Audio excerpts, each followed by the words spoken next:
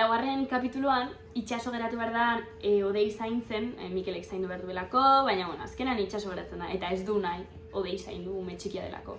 Baina azkenean itxasok kariño hartzen dio odeiri, eta kontua da odeiren pertsonaia Nailek egiten du.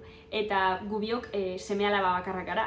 Eta orduan rodajean sortu da zorro ona gure artean, nik uste dut horregatik, ez da? Bata bestearengan aurkitu dugulako anai-arre batasun hori, eta itxaroten gauden bitartean rodatzera, beti jolasten gaude, edo elkarri jotzen, edo txorrak egiten, eta oso harreman polita sortu da Nail eta nire artean.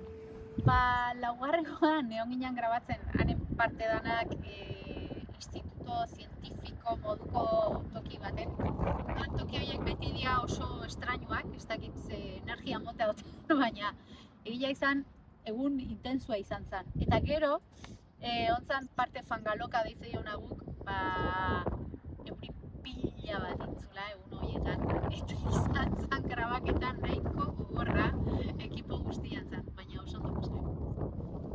Laugarren atala niretzako izan da gogorrena, eta igual taldeak berdina esango du, ez? Fangalokan izan zen, leku paregabea da berez, baina eguraldi kaskarra gintzun, kriston euri zaparra jauzi gintzen, eta jende asko egon zen lan egiten, hor taberna barruan, eta esan da nahiko gogorra izan zen. Polita, baina gogorra.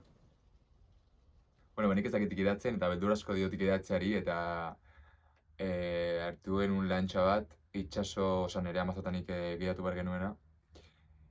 Eta momentu batean nik gidatu nuen, eta esperientzia...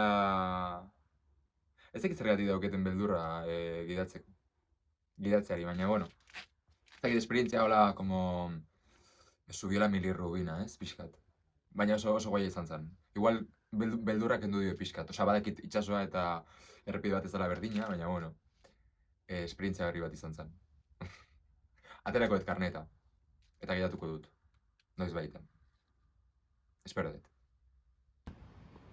Lanbide honek eman dezaken zorterik handienetako bat da zure kidearekin oso ondo eramatea. Eta kasu honetan, nire Amazo eta biok oso ondo konpondu geha.